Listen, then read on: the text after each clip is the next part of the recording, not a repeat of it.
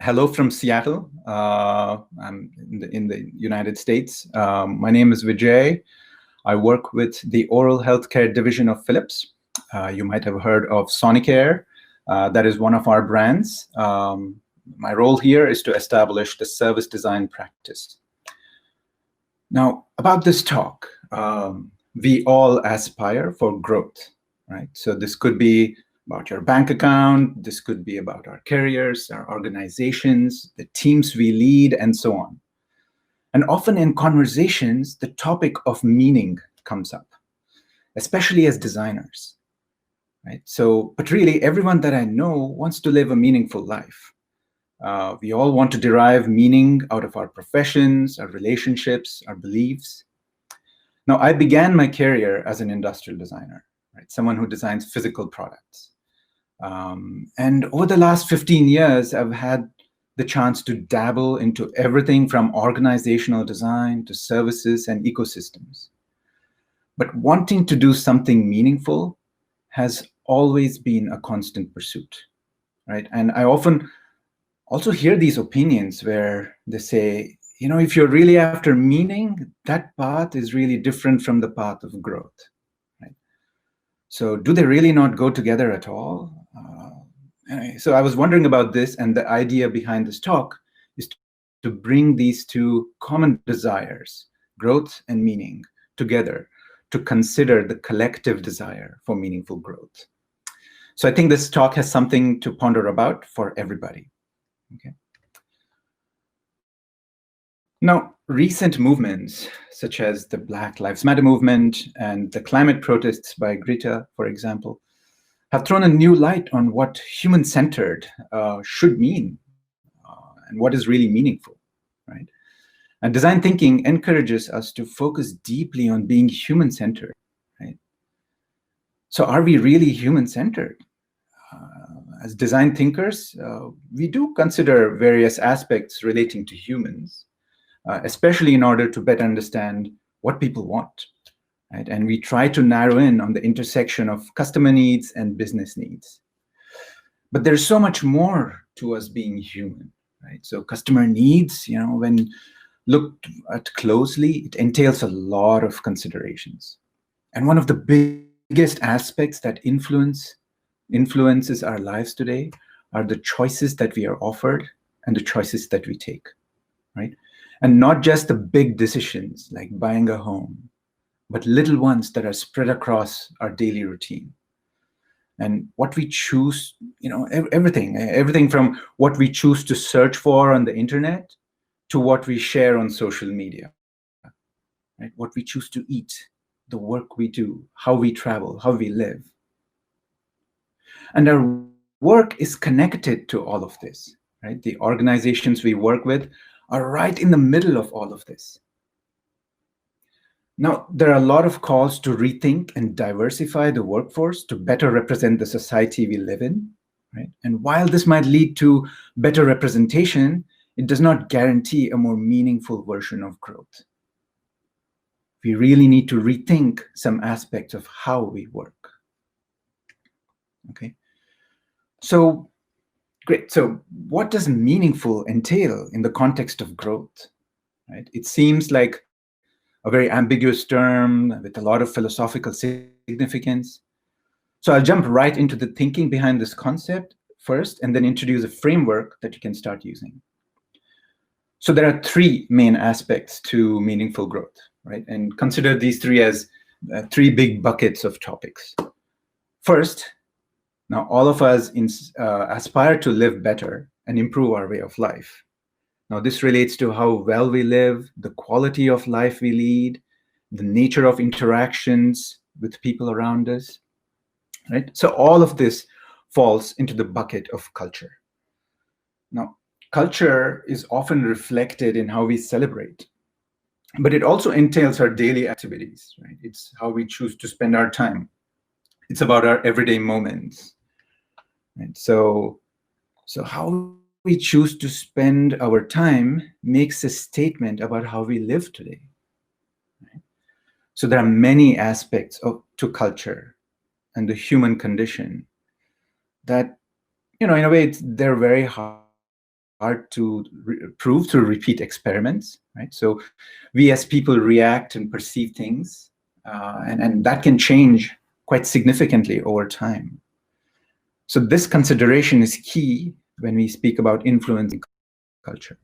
Right? This is highly contextual.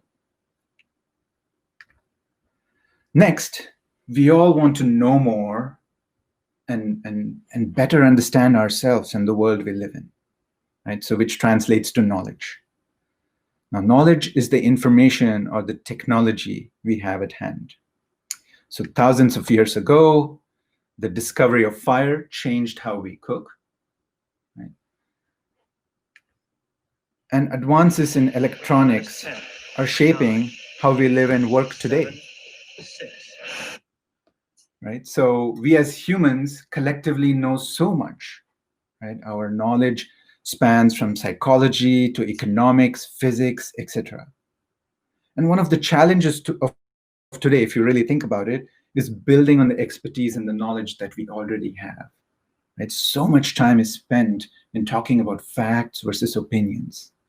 Right? So unlike perhaps in the earlier case of culture, note that scientific method can be really used to prove or disprove many aspects of knowledge, especially if it relates to the material world.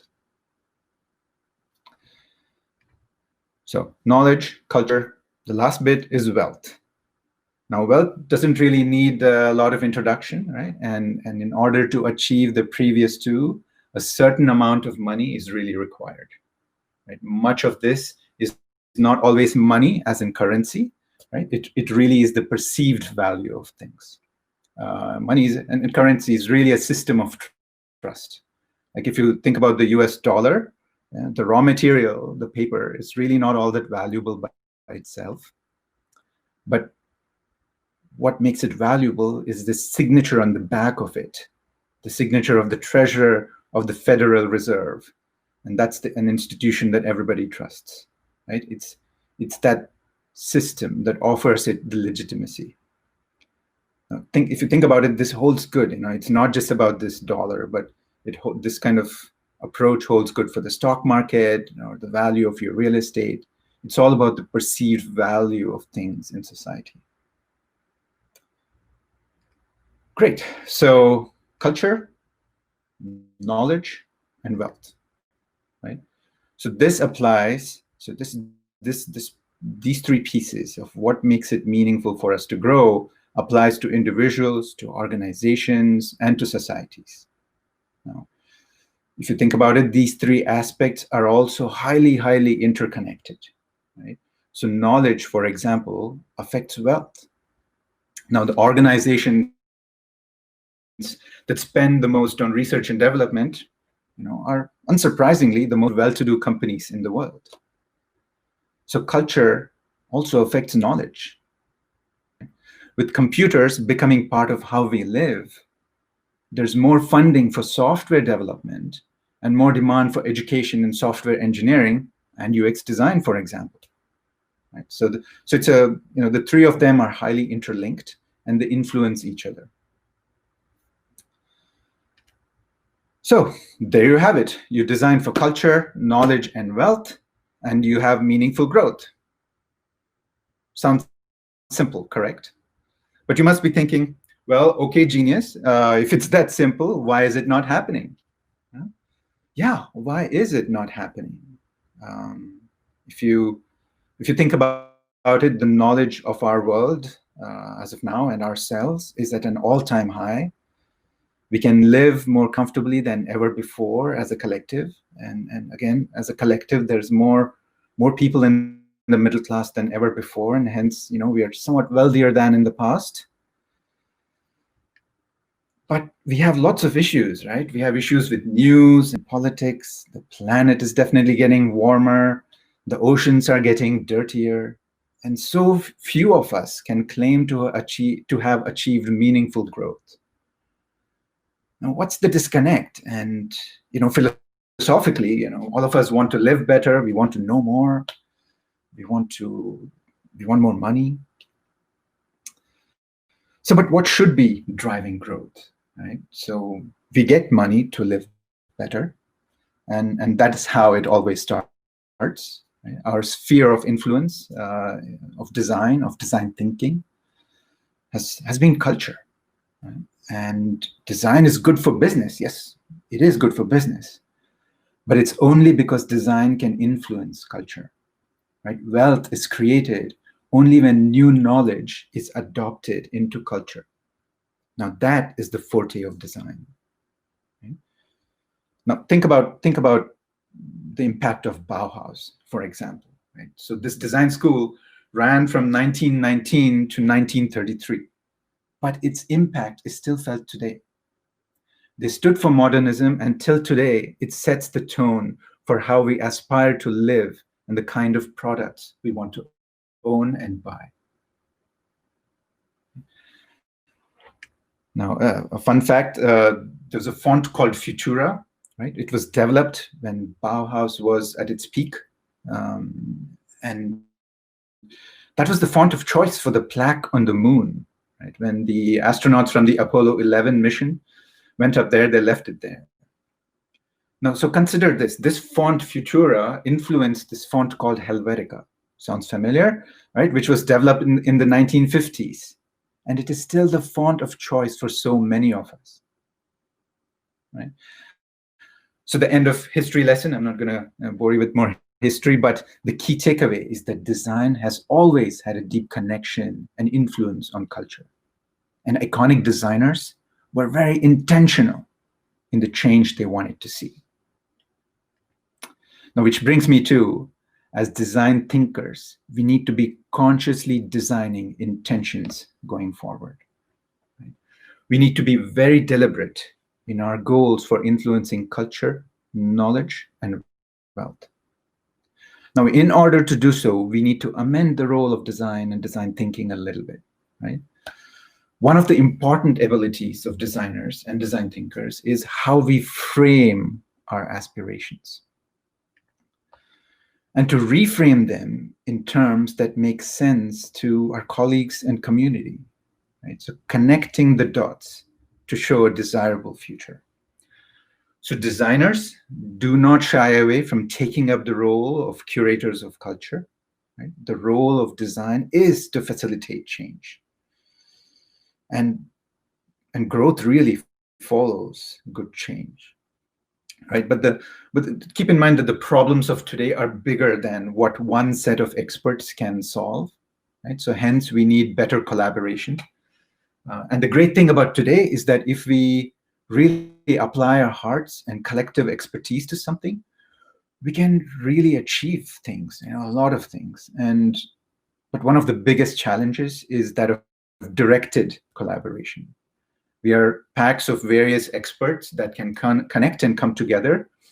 But the big question is, what happens after that? Right? How can we come together and do our bit for meaningful growth? Now, there is more respect, keep in mind, for design thinking in the business world than ever before. Right? This has not been the case at all. It's been a long time. And we more often get the chance to lead and conduct these workshops with various stakeholders within organizations. We need to collaborate with various functions to make this happen. And often, design is seen as a value add for customers, right? And hence business, correct? If we think of your organization as a play, like a theater, design is seen as something that will mainly influence your audience, what they can see and enjoy. But all of that magic really happens backstage, right? Much before the play gets implemented. Things that people cannot see. But if something does go wrong backstage, everything falls apart. Right? So we need to start getting into designing the backstage. Now, there are humans there that run the show, and there's technology there that powers what our customers use. So designing the culture and the systems that run the backstage is going to be the next big frontier for design to enter and show its value to both business and the audience. And this is not new. This is something that the world of service design has been pioneering. And I think that it should be a core item that design thinking stands for as well. Now, charting out the front stage and the backstage is going to be very useful in driving the cause of culture, knowledge, and wealth within organizations and the customer we serve. Well, with that in mind, I've developed a framework that can be used to direct teams towards the path of meaningful growth. Right? It's meant to be used by designers, with technologists, subject matter experts of various kinds, and people that perform roles in the world of business. So each of these teams have a role to play and a set of tools to use. Now, the role of the designers here, or the design thinkers, is to facilitate the use of these tools. And I'm going to take you through a quick overview of the tools. Just checking how much time is remaining. I think I have some time.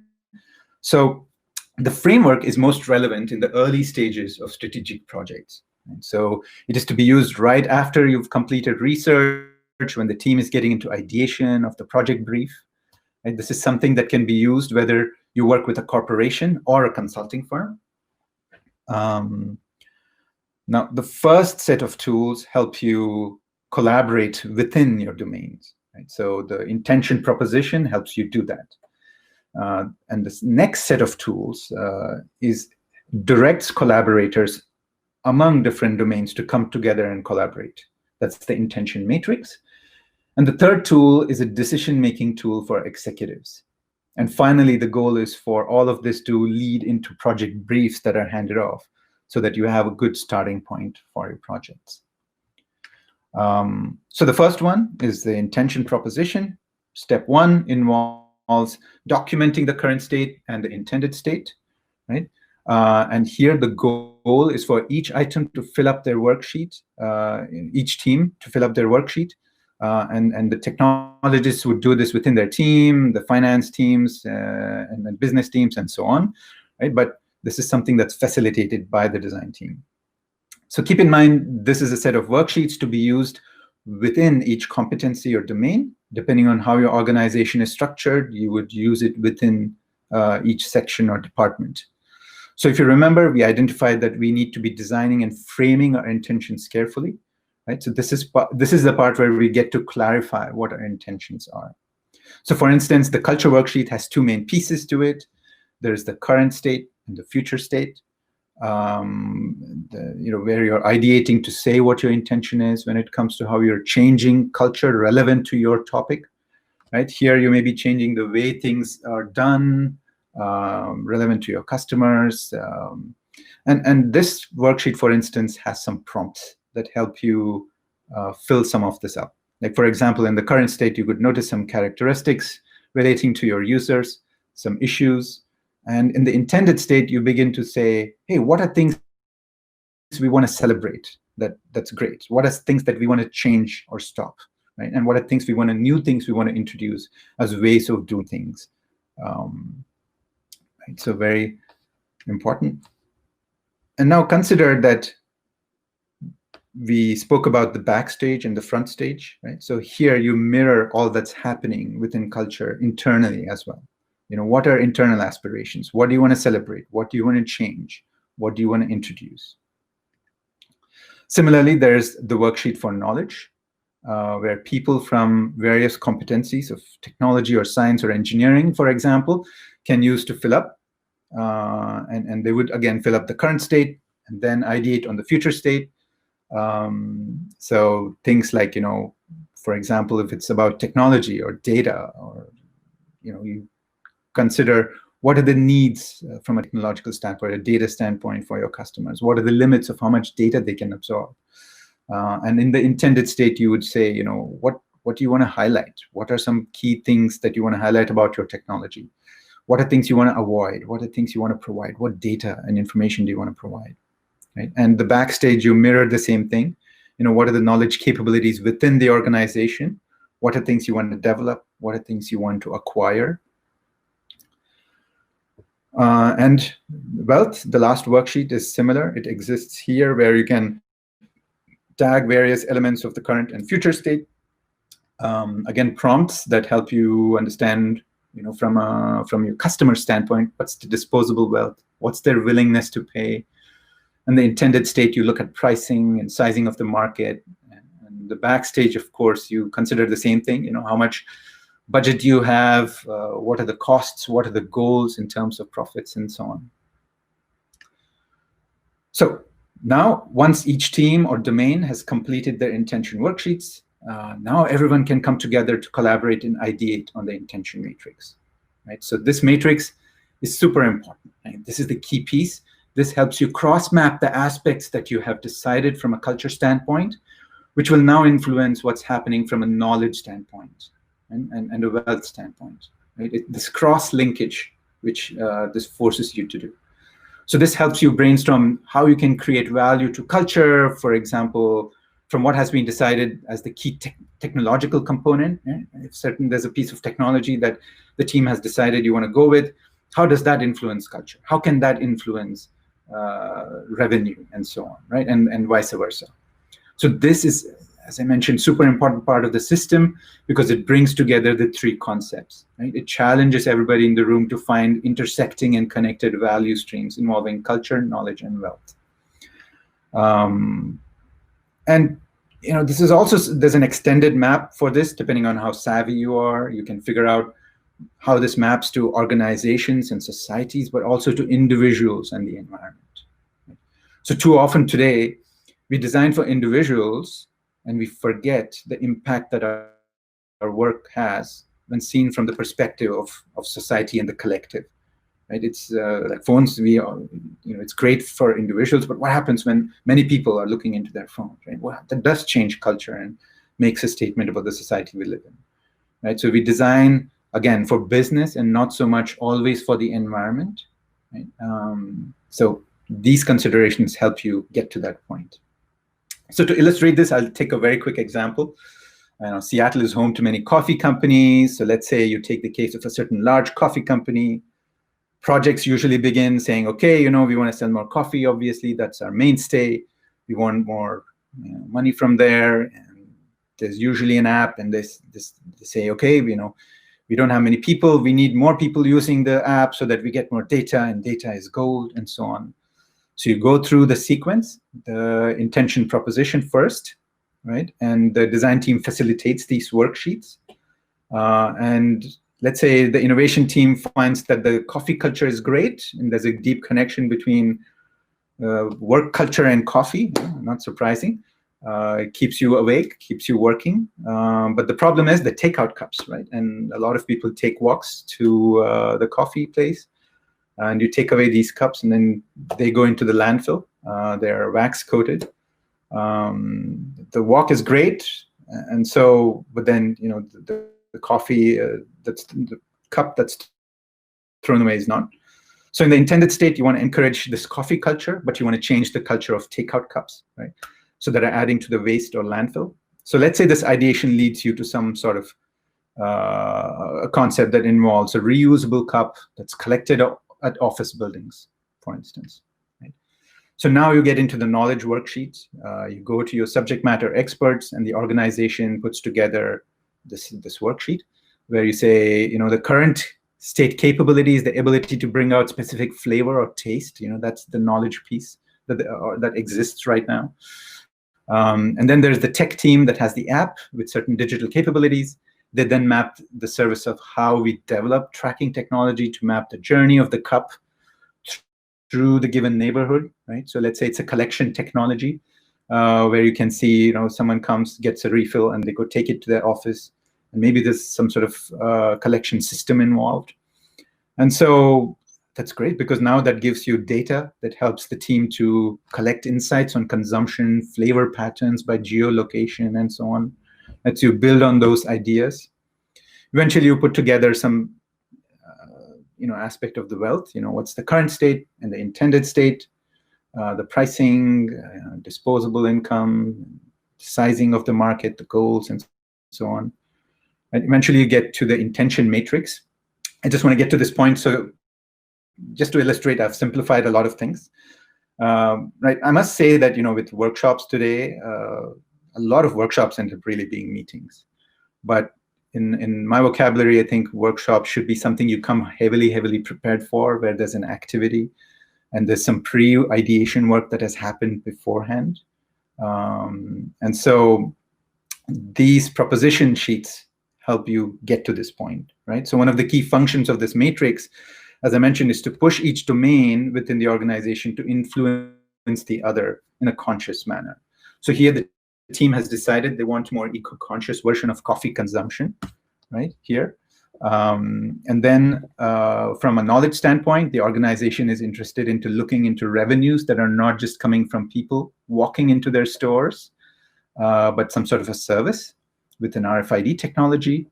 And so, you know, Seattle has a lot of local ceramic makers. So what if that can be solved by making local partnerships with small businesses, right? So there's the piece here that's good for the organization, and this piece here helps you map culture, knowledge, and wealth from a societal perspective, right? So from a societal standpoint, it would empower local business owners to have a better revenue model, right? And it would be so much faster to partner up and grow in this scenario rather than build future capabilities. From a wealth standpoint, you're building greater ties with your customers and ones that appreciate local art as well. So this cross-mapping of the influence of culture, knowledge, and wealth leads to a more impactful version of your intentions. So you start with this coffee bean, but you have a much bigger version of the service. And also a more meaningful version of growth going forward. Now, a quick review of the intention blueprint before I finish up. Right? So often, a lot of decision makers are not always able to attend these long workshops, but their input and buy-in is super necessary for projects to stay afloat. Now, this is an aid for storytelling and decision making. Right? So a blueprint is a medium to lay out the current state, the intended state, and why certain time or resources are required to get there. So again, it's it's a handy decision-making tool. It tells you the story of where you are versus where you want to be, right? So this helps you walk stakeholders through the current state, the intended state, both from the perspective of your customers and the backstage, right? So you can say, or the internal perspective, right? It helps your innovation team drive the conversation of changes that need to happen and the investments that need to be made in order to do so. Right? So the sequence is really complete when you're able to drive the decision towards project briefs where each competency can now run with certain project direction that has been considered, where various aspects of meaningful growth come together. And the key focus of this framework is to make the case for an intentional focus on culture, right, as we develop new products and services. We need to be in the driver's seat of cultural change rather than technology drive us into unintended directions. So, given all that we know and what's happening around us, it's really a time to ask ourselves, is being human-centered somewhat selfish? Right? Being so self-centered as a species, as the human species, has gotten us to the state we are in right now. So that way is perhaps not the answer to meaningful growth, right? The need of the hour is to balance everything, and a balanced approach that caters to the needs of the individual and the society, the organization and the environment. Right? So we designers are poised to be change makers, and this is a call to embrace a conscious approach towards bringing about positive change. So collectively, we shape the story of humanity. We need to learn to influence how our teams, make or present certain choices. With this, I believe each of us have the ability to drive everyone towards a more meaningful version of growth. Thank you. I'm open for any thoughts now.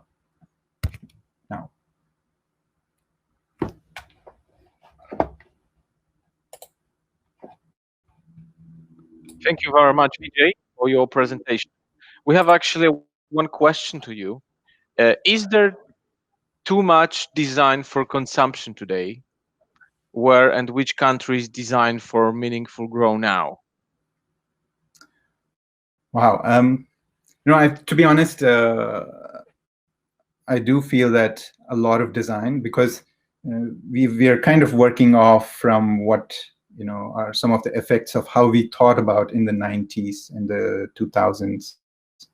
We are looking at how all those movements in the last century are affecting us right now. Right? So we still, from a cultural standpoint, have a lot of the backwaters of those times are still affecting us. So yes, I think there's a lot of design that is happening that is still very much consumption based.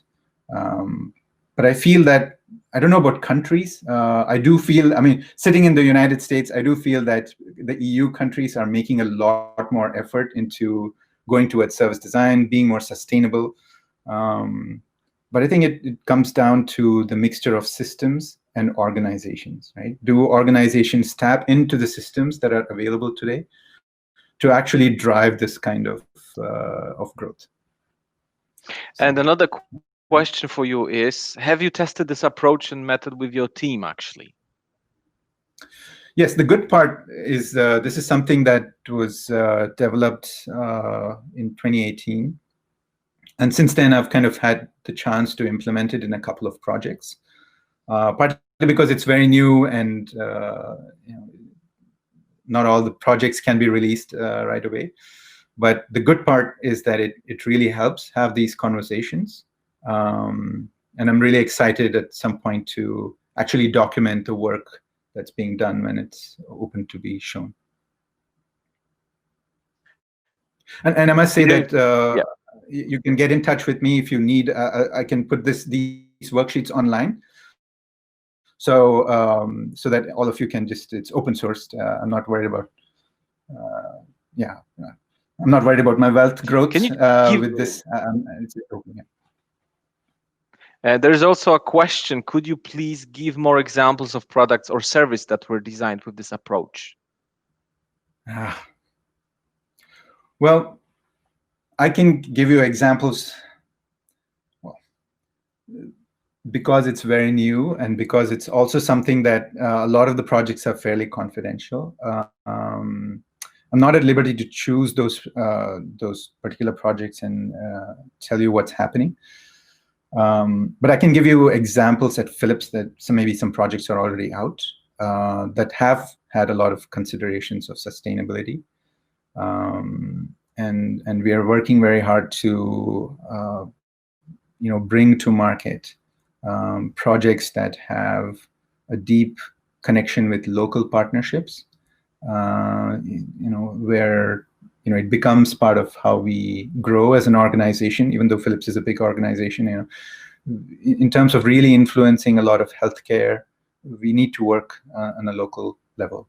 And within various markets, this is happening as an example. But yeah, beyond this, I'm sorry, I cannot tell you more at this point. Yeah. Vijay, thank you very much for your presentation and your time, despite it's a very early hour in your location. So it was a real pleasure to host you in here. And we all wish you a great day. And thank you once again for your being here.